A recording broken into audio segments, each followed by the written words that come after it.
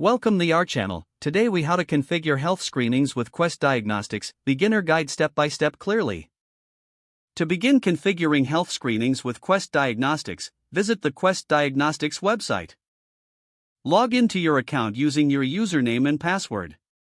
Once logged in, navigate to the health screenings or wellness section of the site. Select the option for configuring health screenings. You will see a list of available screenings and tests. Review the list and determine which screenings you want to include. Click on the screenings that best meet your needs. For each selected screening, provide the necessary details such as test type, frequency, and target population. Make sure to include any specific instructions or eligibility criteria for each screening.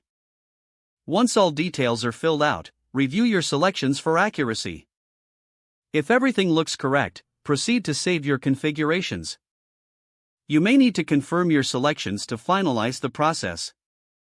After saving, check for a confirmation message indicating that your configurations were successful.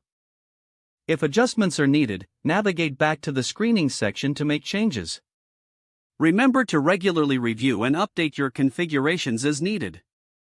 This ensures that your health screenings remain relevant and effective for your organization. That's it.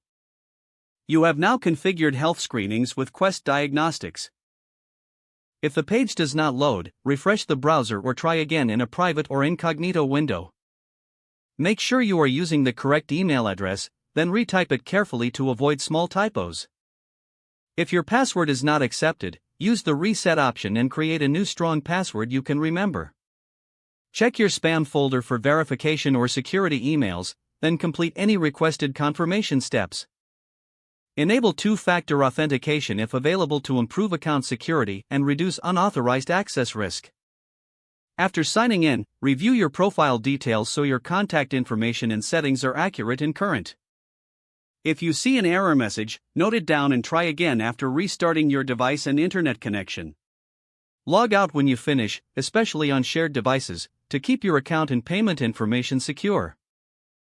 If the page does not load, refresh the browser or try again in a private or incognito window. Make sure you are using the correct email address, then retype it carefully to avoid small typos. Don't forget to like this video and subscribe to our channel for more step-by-step tech guides.